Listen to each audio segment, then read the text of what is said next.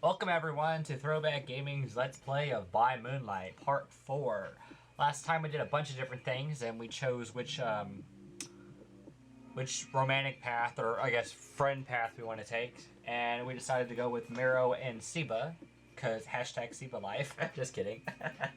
And we got a tip telling us to go to the patio. So let's head there, shall we?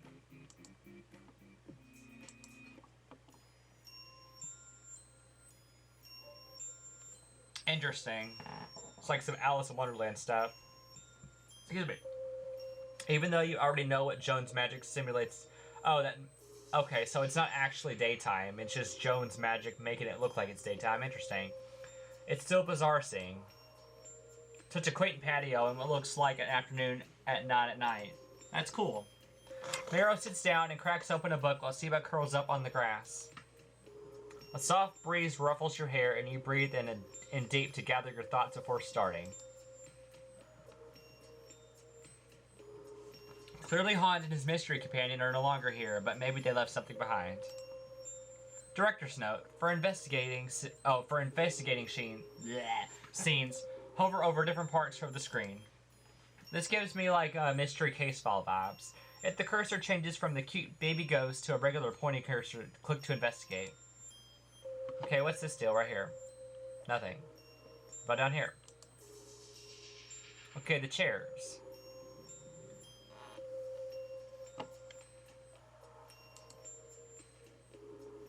There are remains of a bandage on top of the chair Marrow is sitting in. Maybe a mummy? Marrow? The skeleton perks up excitedly. Yes? Do you want me to help you with your investigation? Not necessarily. It's just that there used to be a bandage on top of your chair. Oh, there's a used bandage. Marrow looks extremely uncomfortable. I see. Marrow stiffly gets out of the chair and turns around to see what you're referring to. Oh, this isn't so bad. What do you mean? I'm surprised you didn't know. These are the fake bandages that Han just uses to be more dramatic. Okay. So it's not a mummy. No harm, no foul. You smile to yourself, relieved that you have solid evidence that Hans was here earlier, so that's good. It seems like you're heading in the right direction. I wonder what else I should look for. What about these flowers? You notice some dirt from the planter that spilled onto the floor. This normally wouldn't be an object of interest, but whoever was accompanying Han seems to have stepped in it by accident. How do you step in the flower plant on the window by accident? Marrow glances over but doesn't even seem very intrigued. What are you looking at? Some dirt. You have an idea. Hey Seba, do you think you could try to trail a scent from this? Of course. Well, it is what I usually say, but I still have allergies, remember? Oh, my bad. Sorry, I forgot. Don't worry about it. We can just follow it by the actual trail. We should probably do that after we finish up here. Okay, anything else? I wonder what else I should look for. Anything up here? Over here? On the ground?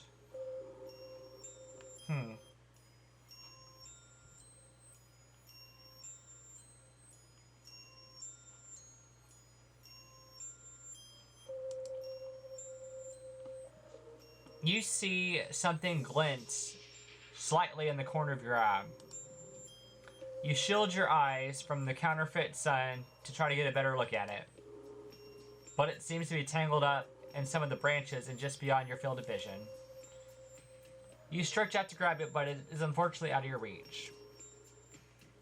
I wonder what that was. The thing stuck in the tree? Before you can respond, he leans over you. You hear the rustling of some leaves, and he returns within seconds, a smile on his face. He holds out a feather towards you, so it's some kind of bird. Did that help? Plenty, thank you. As you gingerly take it from his hand, you notice it shimmers slightly in the light. Seba looks over your shoulder and makes a weird face. I know this is going to sound a bit strange, but I know all the birds in the local area, none of them have those kind of feather designs. Sure enough, the closer you inspect it, the more it seems out of place. The way the light reflects around it creates a luminous effect. And if you stare at it too long, you might start noticing colors that you can't quite name. No, Seba, you're right. Something seems off. You took the feather away in your bag so you can inspect it further later. You glance around the patio once more. Come to think of it, you don't really see anything else to investigate. What kind of monster has feathers that changes color? I don't know. Maybe you should take the opportunity to follow that dirt trail you noticed. Your phone buzzes and shakes from your thoughts. It's from the group text. One brain cell squad. Oh my goodness. Losers. Online, 7. Losers, offline, Hans. Joan. It's that time again, lads. That time of the month? Why is this so suggestive? Joan is typing. What? It's the full moon tonight, right? Joan stops typing. OMG, OMG, OMG, OMG. I can't believe I almost witnessed a murder. What? Seba, dude, it's a miracle you're still alive.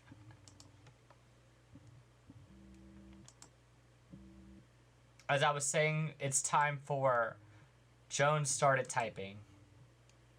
Alright, that right, fellas, it's time to spin the wheel. Joan stops typing.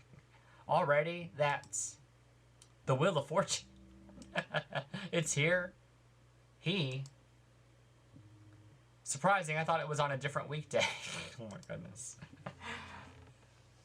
Yeah, it is. Seba, the wheel, he's starting to roll away. Seba, don't listen to them. They are messing with you. Sorry, Marrow. The wheel is waiting for me. You hear what you can only assume to be Seba's phone falling to the ground as he takes off running. Losers. Seba is now offline.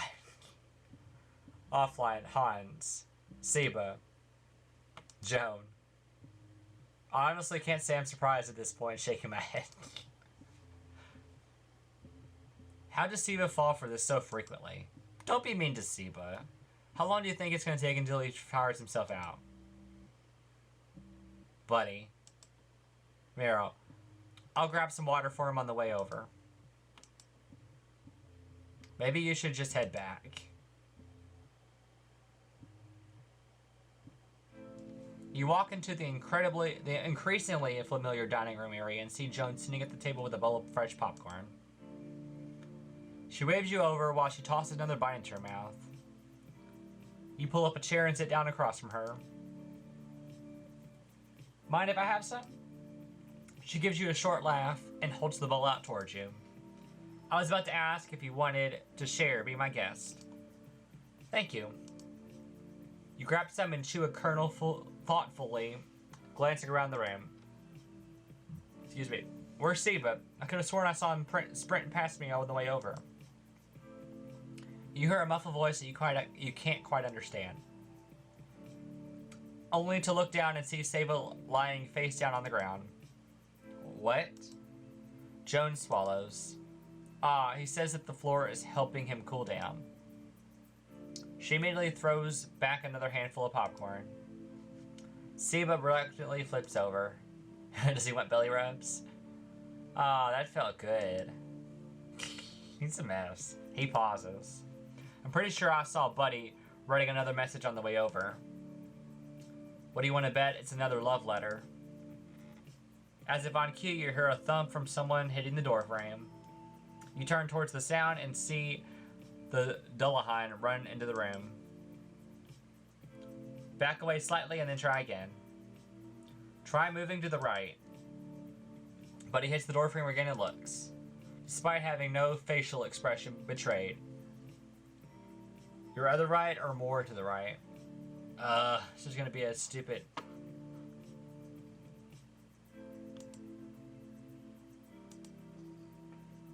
Alright, we're gonna save real quick because we're gonna end up to...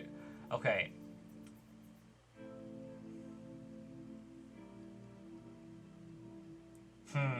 Let's think about this. Seba said to the right. But the thing is, he might be thinking his right, which would be the other right. I don't know. Let's try the other right. Buddy, it's your other right. Yeah, your other right. Don't trust Seba. He's a moron. Oh, that's mean. Hey. The Dullahan cautiously shifts to the left and finally stumbles into the dining room. Buddy seems to be putting the finishing touches on the letter. Joan is still eating and Seba is fiddling with his tail. You look at the flames in his ears curiously. I know that when we first met you said you were a demon, but what kind are you? I mean, you don't have any horns or anything. He's a hellhound. Well, Joan seems to think that I'm half hellhound, half nine tails. Hey, nine tails. But I disagree. At the mention of her name, she looks up with contempt. On what grounds? Seba looks towards you. He looks back at Joan. What does on what grounds mean? Basically, like, what's your reasoning? Oh, in that case, I brought this DNA kit online in. Let me guess, it says you're a descendant of George Washington. Seba puts out some smoke in disapproval. No. Clearly, I'm a descendant of Genghis Khan and I am native to Australia. Clearly, this DNA kit was not only cheap, but made for humans. That's funny. Clearly, you're cheap and made for humans, dang. Oh. Joan snaps her fingers and Seba disappears into a puff of smoke. You cough at the clouded air and wave it off, only to see an infant Seba on the ground.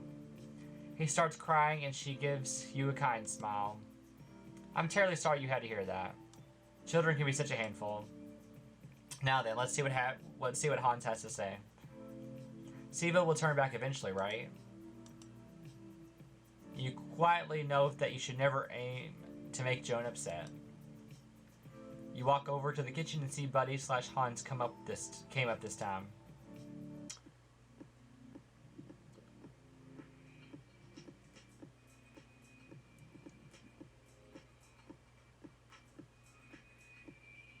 Never mind, take your time. We're having a pretty nice moment. And we're stopping.